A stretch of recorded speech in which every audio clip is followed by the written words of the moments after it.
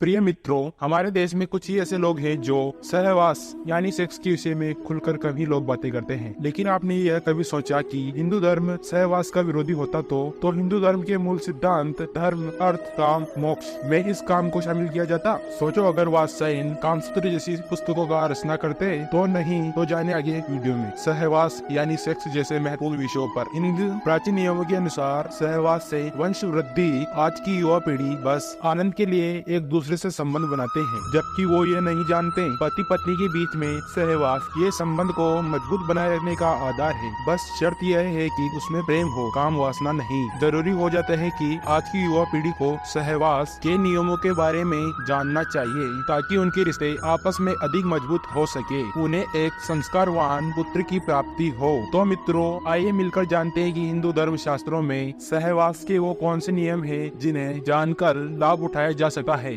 और दाम्पत्य सुख को और अधिक बढ़ाया जा सकता है। पहला नियम मित्रों, हिंदू धर्म शास्त्रों के अनुसार मनुष्य के शरीर में व्यान, समान, अपान, उदान और प्राण इन 5 प्रकार की वायु रहती है। इन 5 में से ही एक है अपान ही है जो मूल, मूत्र, शुक्र, मर्म आदि को बाहर निकालने का कार्य करता है। इसमें से शुक्र को वीर्य भी कहा जाता है, यानी वह वायु संभोग से संबंध रखती है। शास्त्रों के अनुसार जब इस वायु की गति में फर्क आता है या यह किसी प्रकार से दूषित हो जाती है तो मूत्राशय या गुदा संबंधी रोग उत्पन्न हो जाते हैं, जिस वजह से संभोग की स्थिति पर भी असर पड़ता है। अपान वायु ही स्त्री में माहवारी, प्रजनन यानी कि संभोग को भी नियंत्रित करता है। इसलिए मनुष्य को चाहिए कि वह इस वायु को शुद्ध और गतिशील बनाए रखे। यह अपने उदर यानी पीठ को साफ रखे और निश्चित समय पर शौच आदि पर निवृत्त हो। दूसरा नियम कामसूत्र के रचयिता आचार्य वात्स्यायन का मानना है कि स्त्रियों को काम वासना का ज्ञान होना भी बेहद जरूरी है, क्योंकि इस ज्ञान का उपयोग पुरुषों से अधिक कहीं जरूरी स्त्रियों को है। आचार्य वात्स्यायन लिखते हैं कि यदि पुरुष और स्त्री दोनों को इसका अधिक ज्ञान हो तो यह चरम सुख की प्राप्ति होती है। यदि स्त्री को विवाह से पहले अपने पिता के घर में, विवाह के पश्चात पति के घर में पति की अनुमति से काम शास्त्र की शिक्षा अवश्य लेनी चाहिए।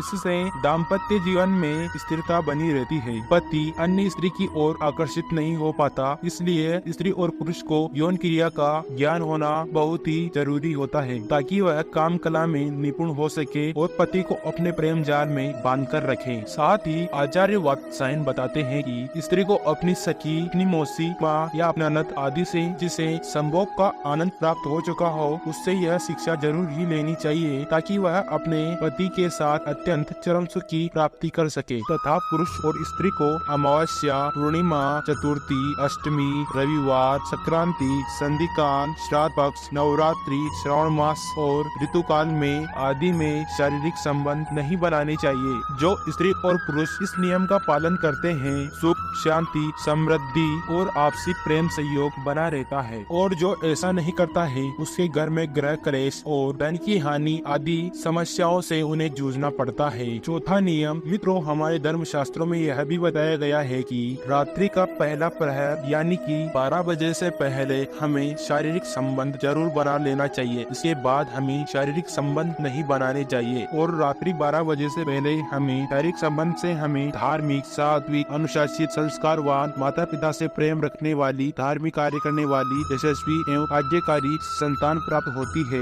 और भगवान शंकर के आशीर्वाद से ऐसी संतान हमें लंबी उम्र वाली और भाग्य प्रबल वाली संतान प्राप्त होती है। और जो स्त्री पुरुष प्रथम पहर के बाद प्रतिक्रिया करते हैं उससे उत्पन्न होने वाली प्रतिक्रिया से प्राप्त संतान हमें राक्षस गुण आने की प्रबल आशंका होती है, क्योंकि प्रथम पहर के बाद राक्षस गण पृथ्वीलोक के लिए भ्रमण पर निकलते हैं तथा प्रथम पहर के बाद की जाने वाली प्रतिक्रिया से हमें रोग घेर लेते हैं। 5वां नियम हिंदू धर्म ग्रंथ आयुर्वेद के अनुसार किसी भी पुरुष को किसी भी स्त्री के मानसिक धर्म के दौरान या फिर उसे किसी भी रोग संक्रमण के दौरान शारीरिक संबंध नहीं बनाने चाहिए। यदि वह कि खुद को संक्रमण आदि बीमारियों से बचाना चाहता है तो वह महामारी से पहले या उसके पश्चात शारीरिक संबंध बना लेना चाहिए तथा जननांगों पर किसी भी प्रकार का घाव या फिर कोई या दाने हो तो हमें सहवास नहीं करना चाहिए। सहवास से पहले शौच आदि से निवृत्त हो ले तथा सहवास के बाद हमें जननांगों की अच्छे से साफ सफाई जरूर कर लें या फिर हमें स्नान जरूर ही कर लेना चाहिए। छठा नियम, यदि आपके साथी का सहवास का